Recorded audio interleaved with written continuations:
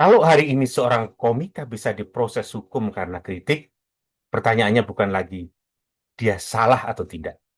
Pertanyaannya, siapa berikutnya?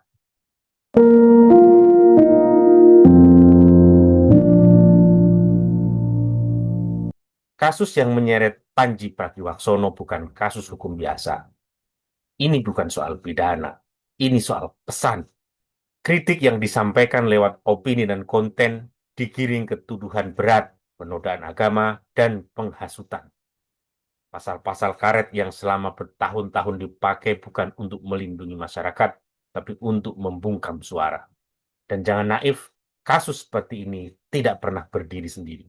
Ia selalu bekerja sebagai contoh. Satu orang diproses, ribuan orang belajar untuk diam. 7 tahun terakhir, ruang bicara kita menyempit, bukan karena rakyat tiba-tiba jadi apatis, tapi karena takut. Komika berhenti menyentuh isu sensitif. Figur publik bicara muter-muter, pengamat dan akademisi mulai memilih kata-kata yang aman. Ini bukan kedewasaan demokrasi. Ini self-censorship massal. Di tengah situasi seperti itu, Panji tetap bicara. Bukan karena dia paling berani, tapi karena dia menolak diam. Masalahnya, di negeri ini diam sering dianggap lebih patriotik daripada kritik. Kasus seperti ini tidak harus berujung vonis untuk berhasil. Prosesnya saja sudah cukup. Dipanggil, dilaporkan, diseret ke ruang publik, dihakimi di media sosial. Itu sudah cukup untuk mengirim pesan ke semua orang, kalau kamu terlalu kritis, hidupmu bisa ribet.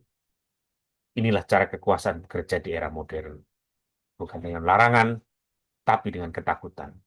Ada fungsi lain dari kasus ini yang jarang dibicarakan. Pengalihan perhatian. Ketika publik sibuk debat soal Panji, kita lupa bertanya tentang hal-hal yang jauh lebih penting.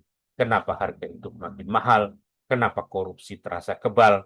Dan kenapa kepercayaan pada institusi makin runtuh? Kontroversi individu selalu lebih aman daripada kritik sistem. Dan kasus hukum adalah alat distraksi paling efektif. Publik ribut, masalah inti tetap jalan. Bahaya terbesar dari kasus ini bukan pada Panji, tapi pada presiden. Ketika kritik bisa ditafsirkan sebagai penodaan, ketika opini bisa dianggap penghasutan, maka hukum berhenti jadi penjaga keadilan. Ia berubah jadi senjata. Demokrasi tanpa kritik bukan demokrasi. Itu cuma ketertiban yang dipoles. Hari ini yang diproses adalah komika. Besok bisa akademisi. Lusa bisa siapa saja.